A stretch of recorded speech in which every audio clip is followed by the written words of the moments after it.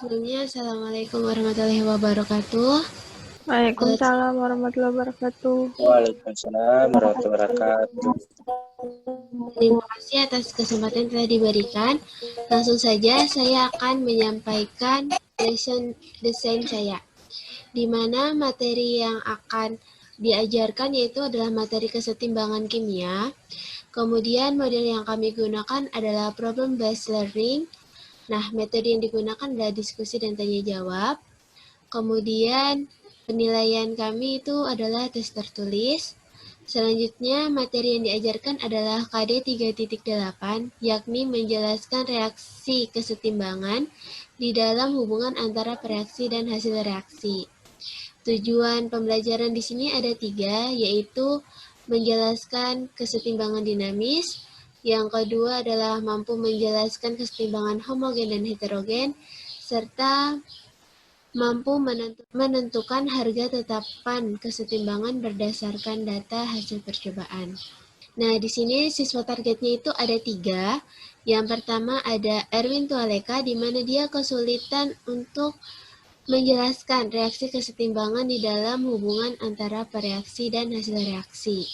Yang kedua ada Ratna, kesulitannya adalah menentukan ciri-ciri reaksi kesetimbangan dinamis. Dan yang ketiga adalah Tri, yakni kesulitan dalam menentukan rumusan tetapan kesetimbangan dinamis yang tepat. Jadi pertama-tama pendahuluannya yaitu guru menyampaikan KD dan tujuan pembelajaran. Baru setelah itu si siswa dia menyimak penyampaian KD dan tujuan pembelajaran tersebut. Nah, selanjutnya di sini guru memberikan apersepsi, yakni dan juga masalah, yakni berupa gambar di mana sini ada seseorang yang sedang memeriksakan giginya. Kemudian saya akan menanyakan, kira-kira ada yang tahu tidak kalau ternyata kesetimbangan itu terjadi di dalam mulut, seperti itu. Kemudian siswa merespon dengan berbagai jawaban. Selanjutnya di sini siswa diberikan LKPD. Setelah itu guru memberikan penguatan berupa bahan ajar. Bahan ajarnya itu berupa PPT. Kemudian siswa mengidentifikasi masalah dari berbagai sumber. Kemudian menghubungkannya dengan konsep kesetimbangan. Selanjutnya, guru mengajukan pertanyaan, yakni tolong jelaskan reaksi kesetimbangan yang terjadi di dalam mulut termasuk jenis reaksi kesetimbangan tersebut. Itu untuk kelompok 1. Di sini kan ada 3 kelompok dan setiap kelompok itu masalahnya berbeda. Di mana ada yang reaksi kesetimbangan di dalam pengaturan pH darah, yang satunya lagi pada batu pualam, seperti itu. Selanjutnya, siswa menganalisis masalah yang ada tadi pada LKPD itu secara berkelompok. Kemudian di akhir, nanti guru menanyakan apa saja yang telah yang didapatkan dari pembelajaran hari ini. Kemudian guru juga memberikan refleksi, yaitu manfaat kesetimbangan yang ada di dalam tubuh manusia. Baik, mungkin itu saja yang dapat saya sampaikan mengenai lesson desainnya. Berikutnya kami persilakan Ibu Putri untuk melanjutkan kegiatan di Google Classroom. Jadi di sini adalah kegiatan yang sinkron ya. Tadi di Google Classroom-nya itu kegiatan asinkron. Salah satu contoh penerapan pembelajaran dengan online ada versi sinkron asinkron. Ya, kami persilakan Bu Putri. Nah, melanjutkan dari pembelajaran yang tadi di Google Classroom kan saya sudah menyampaikan mengenai tujuan dan juga persepsinya. Karena tadi saya belum mendapatkan respon dari adik-adik, saya tanyakan kembali. Berdasarkan gambar ini, apa yang bisa adik-adik lihat gitu? Ada seseorang yang sedang memeriksa giginya ke dokter, Bu. Adik-adik, di sini perlu adik-adik ketahui bahwa kesetimbangan itu juga dapat terjadi di dalam mulut kita. Sebelum kita mengkaji lebih lanjut, tadi Ibu sudah membagikan kelompok. Nah, di sini kelompoknya yaitu kelompok 1 ada Tama, Widya, Jihan, dan Erwin. Untuk kelompok 2 ada Raudah, Laeki, Ratna, dan juga Dwita. Serta kelompok 3 ada Kalsum, Fadila, Yusril, dan Tri. Pertama-tama, adik-adik harus mengetahui dulu apa itu yang dimaksud jenis-jenis reaksi kimia itu berdasarkan arah reaksinya. Berdasarkan arah reaksinya, reaksi kimia itu dibagi menjadi dua, yaitu reaksi searah atau irreversible dan reaksi dapat balik atau reversible. Reaksi searah itu artinya apabila reaktan kita reaksikan, di sini ada NaOH dan HCl, maka akan menghasilkan produk berupa NaCl dan juga H2O. Pada reaksi searah, produk ini tidak dapat kembali lagi atau diubah lagi menjadi si reaktan. Sedangkan pada reaksi dapat balik atau reaksi reversible, di sini ada reaktan yaitu N2 dalam fase gas dan juga dihidrogen dalam fase gas juga. Di sini ia akan menjadi produk berupa gas amoniak atau gas NH3. Nah, gas NH3 ini dapat diuraikan kembali menjadi gas N2 dan juga gas H2. Nah, pada reaksi seperti ini merupakan reaksi yang dapat balik. Nah, adik-adik, kesetimbangan dinamis itu hanya terjadi pada reaksi yang dapat balik. Ingat, hanya terjadi pada reaksi yang dapat balik, di mana reaktan dapat diubah menjadi produk, begitupun sebaliknya, produk dapat diubah lagi menjadi reaktan. Nah, di sini ada grafik pembentukan produk dan reaktan dalam kesetimbangan dinamis.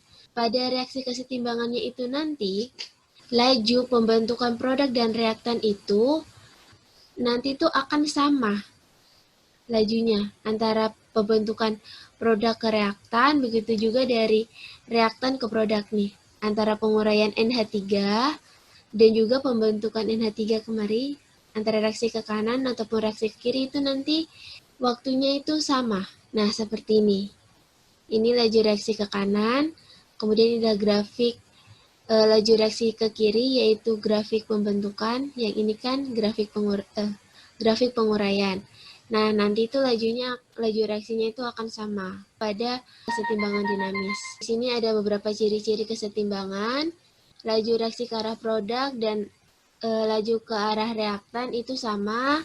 Perubahan yang terjadi itu perubahan mikroskopis, yaitu sangat kecil. Kemudian kesetimbangan ini reaksinya hanya terjadi pada sistem tertutup dan suhu dan tekanan yang tetap, serta reaksinya berlangsung secara terus-menerus dengan arah yang berlawanan. Di sini adalah jenis-jenis kesetimbangan kimia, di mana berdasarkan zat-zat yang terlibat, ini ada dua jenis reaksi kesetimbangan, yakni kesetimbangan heterogen dan juga kesetimbangan homogen.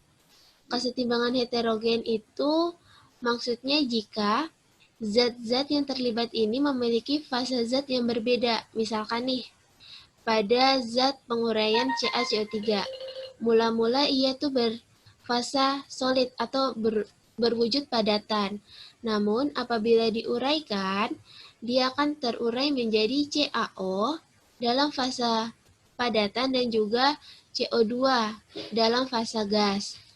Sedangkan untuk kesetimbangan homogen itu hanya terjadi apabila zat-zat itu yang bereaksi itu memiliki wujud yang sama. Contohnya yaitu gas dinitrogen dan juga gas dihidrogen direaksikan menjadi gas amoniak. Selanjutnya, di sini ada mengenai hukum kesetimbangan kimia.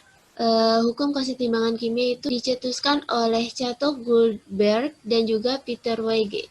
Mereka menyatakan bahwa untuk reaksi kimia pada suhu tertentu, perbandingan hasil kali konsentrasi zat-zat di ruas kanan atau produk dengan hasil kali konsentrasi zat-zat di ruas kiri atau reaktan, yang masing-masing dipangkatkan dengan koefisien reaksinya akan menghasilkan suatu bilangan yang tetap. Contohnya, gas dinitrogen N2, koefisiennya itu 1, dan dioksigen koefisiennya 1.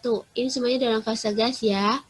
Menghasilkan gas NO, koefisiennya itu 2. Maka untuk mencari perbandingan reaksi atau tetapan kesetimbangannya yaitu konsentrasi produk kita pangkatkan dengan koefisien dibagikan dengan konsentrasi dari nitrogen dikalikan dengan konsentrasi dari oksigen. Jadi ada juga Kc sama dengan Ki/Kstb atau tetapan kesetimbangan, sehingga karena Kc sama dengan Ki kesetimbangan, maka Kc sama dengan NO dipangkatkan 2. Ingat ya adik-adik, yang 2 ini merupakan koefisien dibagi dengan konsentrasi dari dinitrogen dan juga dioksigen. Nih, dalam penentuan Kc perlu adik-adik ketahui juga, di sini jika terdapat fase gas dan fase padat, maka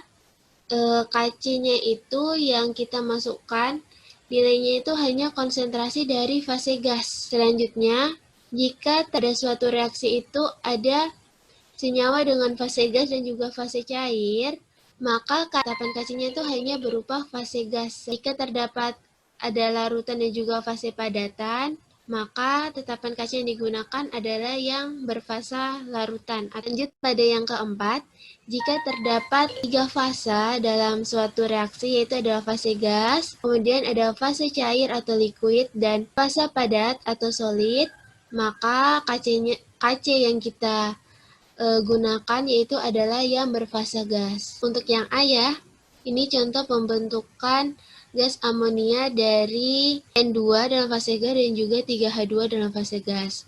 Maka tetapan kesetimbangannya yaitu kita tuliskan dulu produknya, karena dia berfasa gas NH3, kita tulis konsentrasi seperti ini, kemudian nanti kita pangkatkan dengan koefisien yaitu 2.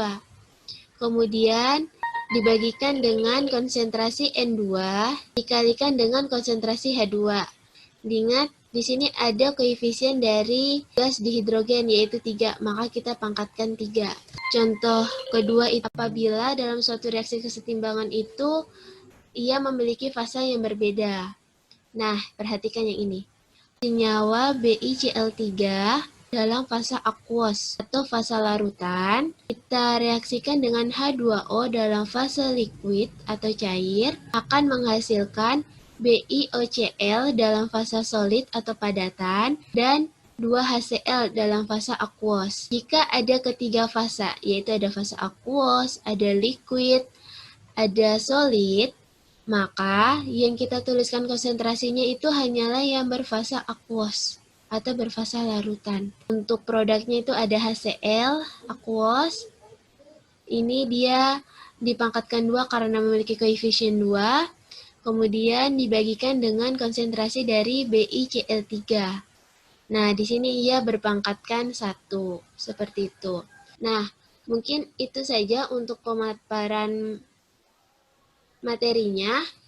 Nah, adik-adik, materi ini tadi Ibu sudah bagikan juga di grup Google Classroom. Begitupun tugasnya sudah Ibu sharekan di link Google Classroom. Adik-adik bisa langsung mengerjakan LKPD yang Ibu bagikan. Nanti 30 menit lagi kita bertemu lagi di Zoom dan Ibu akan melakukan evaluasi mengenai hasil dari diskusi kalian. Nah, adik-adik, gimana tadi kalian sudah mendiskusikan LKS yang Ibu bagikan di Google Classroom? Sudah Ibu, sudah selesai. Nah, coba dari setiap kelompok perwakilan Ibu ingin kalian menyimpulkan secara singkat apa yang kalian peroleh dari LKPD tersebut. Untuk kelompok 1, mungkin di antara Raudah, Leki, Ratna, Dwita, ada. Kelompok 2, untuk lanjutan dari LKPD itu bisa adik-adik selesaikan. Nanti apabila sudah selesai, adik-adik bisa kirimkan melalui ruang tugas yang ada di Google Classroom.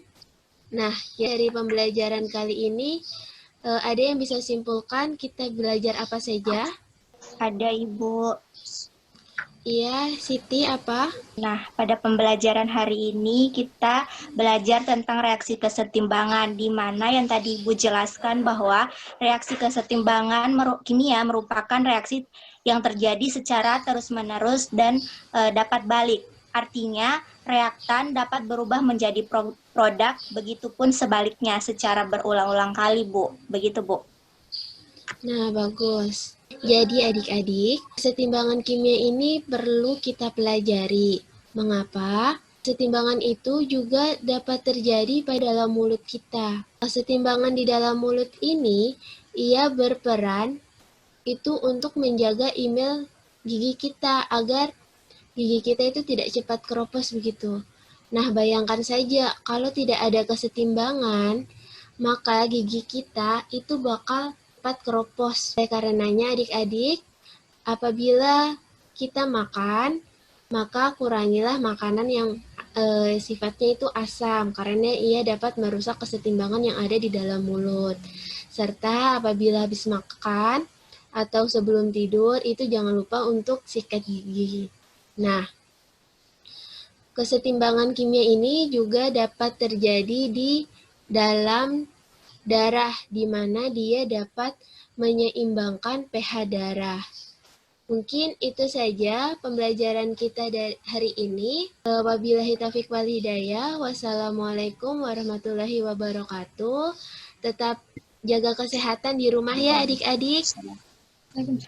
Baik, Bu. Saya Ibu.